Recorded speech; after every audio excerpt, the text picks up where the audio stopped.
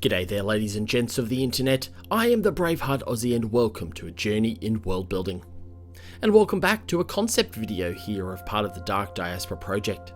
It's been quite a while since we've done a concept video for the project, and having moved well and truly into the depths of phase 2 and our setting deep dives, factions and more recently threats. But one of the advantages of the phased approach we've been taking to our world building is that as we progress forward with more specific detail, we can sometimes open up ideas and flesh out notions from earlier in the project. One of those concepts we explored incidentally in the recent Onov setting deep dives, it was namely how the United Redvelopment Authority out of Bridgehead Station in orbit of Lost Earth actually implemented the scatterpod waves and the broader seeding of people across the galaxy following the destruction of Earth's biosphere. I think this is a really interesting concept, as the techno-mega engineering nature of Onov's economy can be directly attributed back to nascent investment by the URA in planetary productive capacity as part of those early colonization efforts. So it raises the question, how did this come about? So let's examine the colonization of the galaxy, the establishment of the early diaspora, and the role that the URA played in ensuring the survival of humanity. Firstly, as a recap, we examined the concept of colonization and the settlement of the galaxy in the initial concept episodes for the project, namely around space travel, the malady, and living in space. Bridgehead Station, in particular, was identified as the principal orbital space station of Lost Earth and the primary platform from which survivors of both the Cataclysm War and the Madagascar impact were uplifted into space before the final destructions of Earth's habitability. The focus of the URA on seeding the galaxy was driven by the potential given by the application of the AG field and zero-point energy scientific discoveries during the Cataclysm, along with the compilation of the Primer Codex, or a list of the highest potential planets for which human life could survive in the known galaxy. Other aspects that we've already covered off are the fact that the first wave of colonists, some 600,000 people across 1,200 launches from Bridgehead Station, failed due to the discovery of the malady. However, expectation was for a very high failure rate regardless of the onset of the FTL sickness. The galaxy is, after all, a hostile place, and while the notional habitability of the Primer Codex planets was relatively well established, that did not preclude a wide range of factors that would render a planet unsuitable for human life, or mechanical and other systems failure of the pods, failing to allow the colonists to arrive in the first place. So while the loss of all 600,000 people in Wave 1 was devastating from a morale perspective, from a practical perspective, URA expected losses in the order of 65 to 75% in the short term regardless. This meant that once Wave 2 commenced, however, the URA continued to adopt a similar widespread approach to seeding the galaxy, effectively scattering humanity across the stars, hence the name of the scatterpods. With the fog concocted and introduced, successful waves of the scattering were then achieved.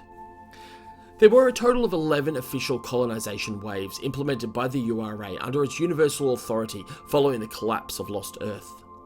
While Wave 1 saw 1,200 launches, the subsequent 10 waves saw an average of 2,500 scatterpod launches, with an average of 500 souls on board. In each case, the pods were collected in orbital caches forward and aft of Bridgehead Station's orbital launch platform and were launched across different quadrants of the galaxy. Following Wave 1, the scattering was broken down to a series of rounds, with each round targeting a different quadrant of what would become the diaspora. This rounds-based approach reflected a couple of factors.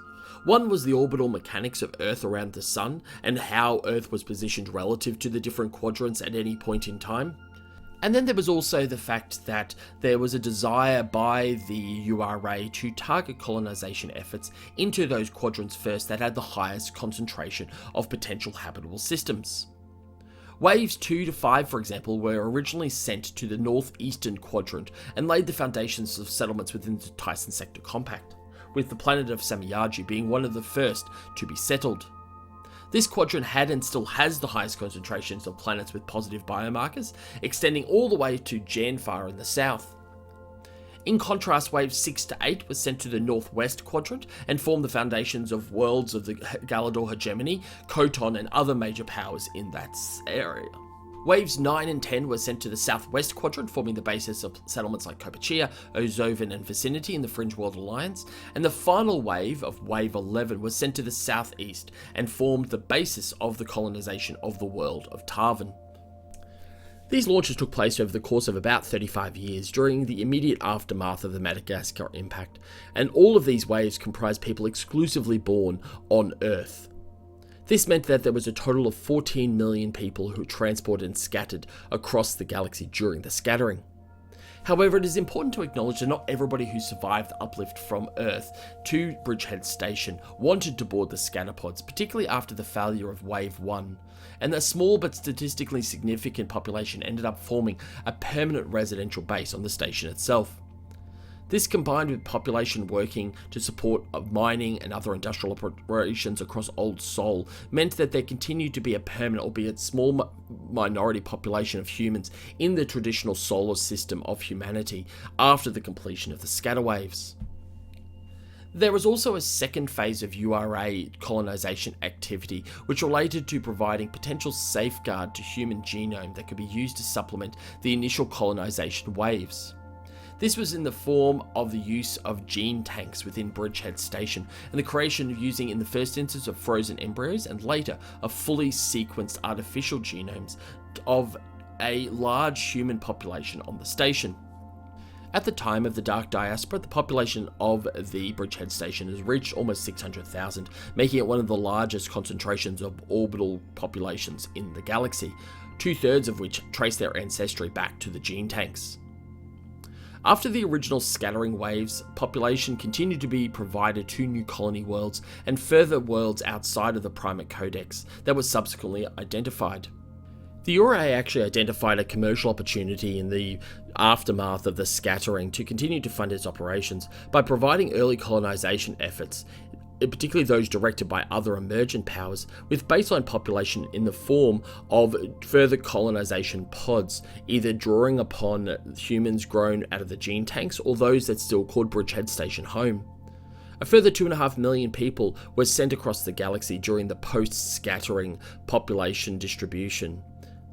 However, this practice was eventually ceased due to a combination of technological breakdown and the loss of knowledge around the gene tanks, decreased demand as population centers across the galaxy became more and more concentrated and self-contained, and finally concerns regarding what ended up being in some cases the use of gene tank grown humans as effectively slave labor and the role that the URA was playing in providing this slave labor to new emergent worlds.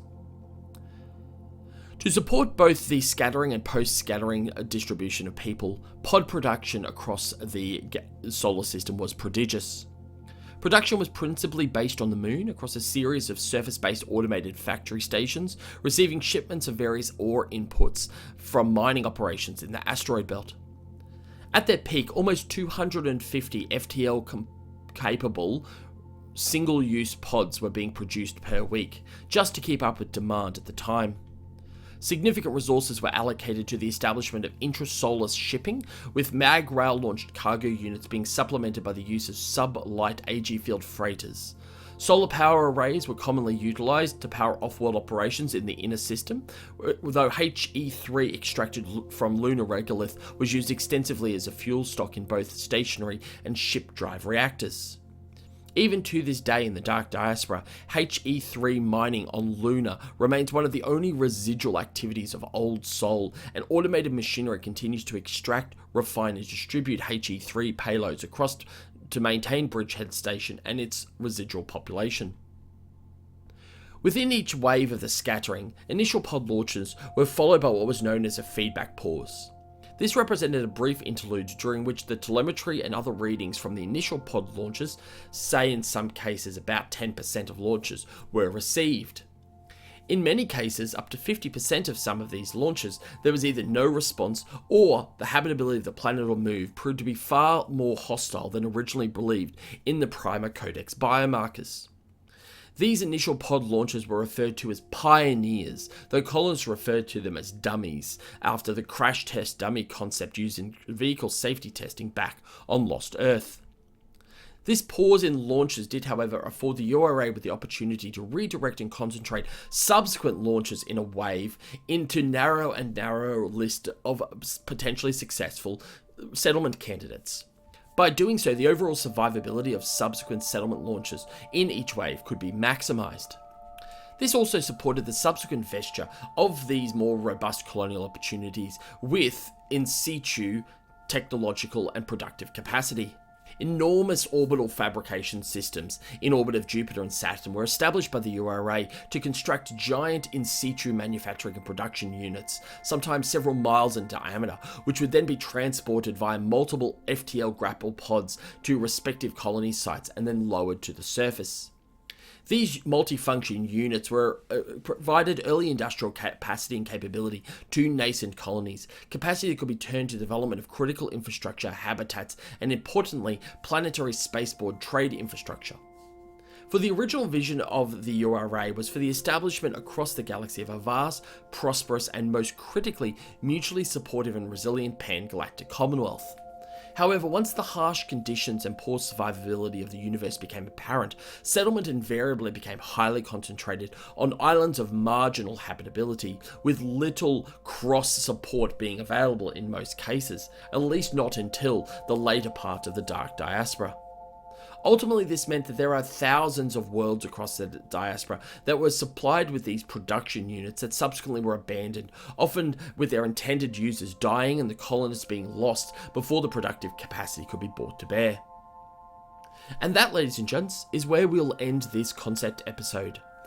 This is one of the last episodes for the rest of the year, as I will be traveling shortly, and so I will no longer be able to produce content while I'm on the road, at least not in terms of videos. I will, however, be taking the opportunity to write a bunch of new content as we make our way towards the end of the 2025 and into 2026.